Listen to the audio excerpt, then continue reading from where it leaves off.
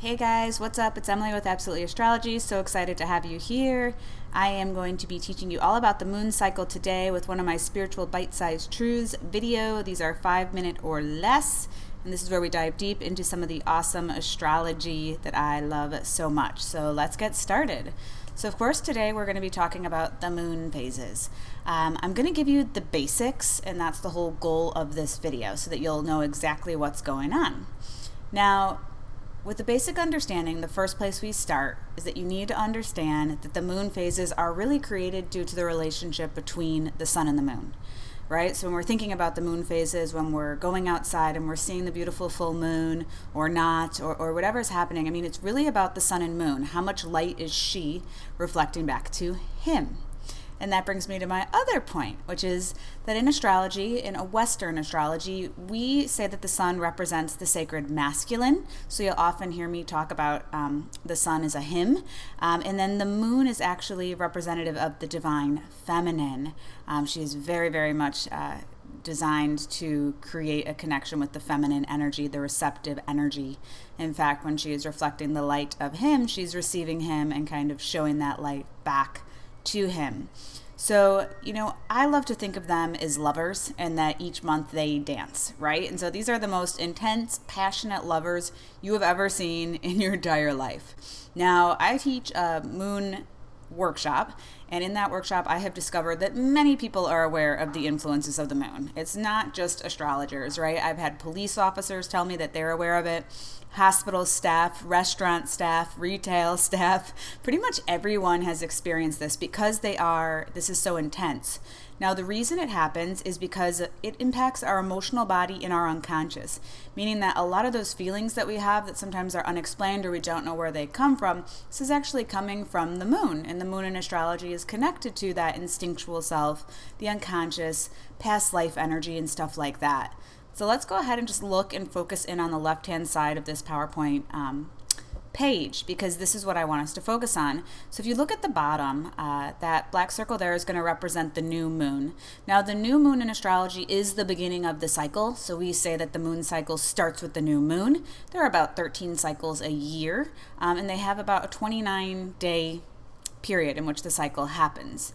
So the new moon is at the bottom, and then I have the full moon up at the top.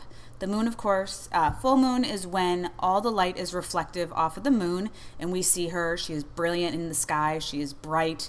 We're staying up later at night. We're getting woken up. Insomnia is common during that time. The new moon, on the other hand, there's no light reflected. This is when the lovers are close together in the sky, and we're not seeing any reflection of his light from her.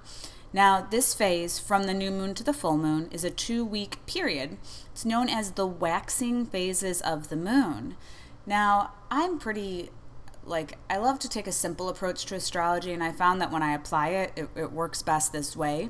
So during this 2 weeks phase, it's all about outward and adding to, meaning that the energy tends to be expansive, it tends to be active.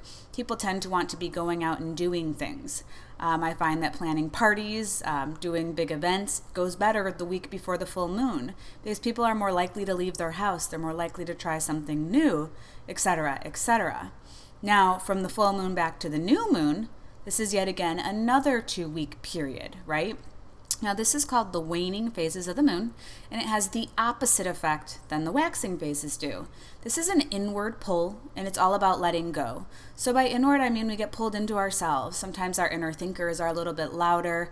The letting go is because this phase is all about releasing, reflecting, and kind of defragmenting within the self.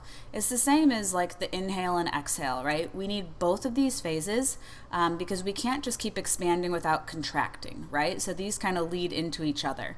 So waning phases, could be a beautiful time to declutter your house, to clean out your phone contacts is one of my favorite things to do.